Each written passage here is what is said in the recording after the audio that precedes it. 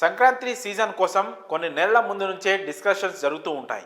ఎందుకంటే సంక్రాంతికి తమ సినిమాలు రిలీజ్ చేయాలని పోటీ పడుతూ ఉంటారు.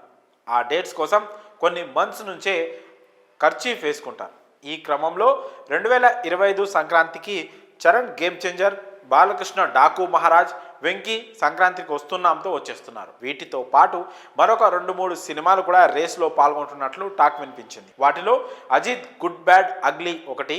కానీ ఇప్పుడు ఈ మూవీ పండగ రేస్ నుంచి దాదాపు తప్పుకున్నట్లే అనే టాక్ వినిపిస్తోంది. రీసెంట్గా పుష్ప 2 ఈవెంట్లో ఈ విషయంలో ఓ క్లారిటీ వచ్చింది.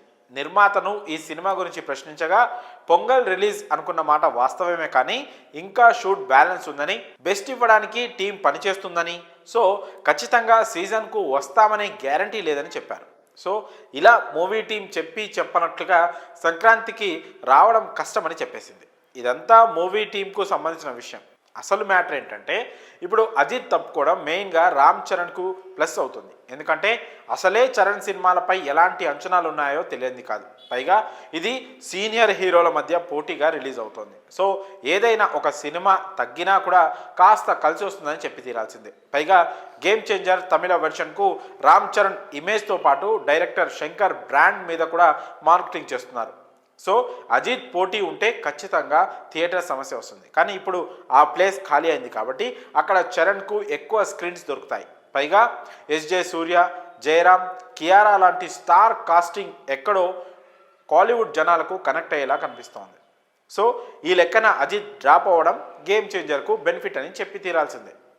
ఇక్కడ విషయానికి వస్తే గుడ్ బ్యాడ్ అగ్లీ మూవీ నిర్మాతలు మైత్రి వారే కాబట్టి భారీ రేంజ్లో కాకపోయినా వీలైనన్ని వచ్చేలా చూసుకుంటారు. ఇప్పుడు రేస్ నుంచి అవుట్ అయింది కాబట్టి వాటిని చరణ్, వెంకీ, బాలయ్య పంచుకునే అవకాశం ఉంది. ఎంత లేదన్నా ఒక సినిమాకు కొన్ని షోస్ పెరిగినా కూడా భారీ రేంజ్లో గ్రాస్ పెరుగుతుంది. కాబట్టి దానిని ఓ చిన్న విషయంగా అయితే కొట్టిపడేసే అవకాశం లేదు. Ajith good bad ugly movie postpone అని డైరెక్ట్గా చెప్పకపోయినా కూడా ఇండైరెక్ట్గా ఇచ్చిన హింట్ మాత్రం ఇదే. అయితే ఈ ప్లేస్లో అజిత్ మరో మూవీ విదాము యార్చి కూడా రిలీజ్కు రెడీ ఉంది. ఒకవేళ అది వచ్చినా కానీ అంత ప్రాబ్లం ఏమీ ఉండదు. ఎందుకంటే తెలుగులో ఈ సినిమాకు అంత క్రేజ్ ఏమీ లేదు. రిలీజ్ తర్వాత గేమ్ చేంజర్ మూవీ విషయంలో ఎలాంటి పరిణామాలు చోటు చేసుకుంటాయో చూడాలి. మరి ఈ అప్డేట్పై మీ అభిప్రాయాలను కామెంట్స్ రూపంలో తెలియజేయండి.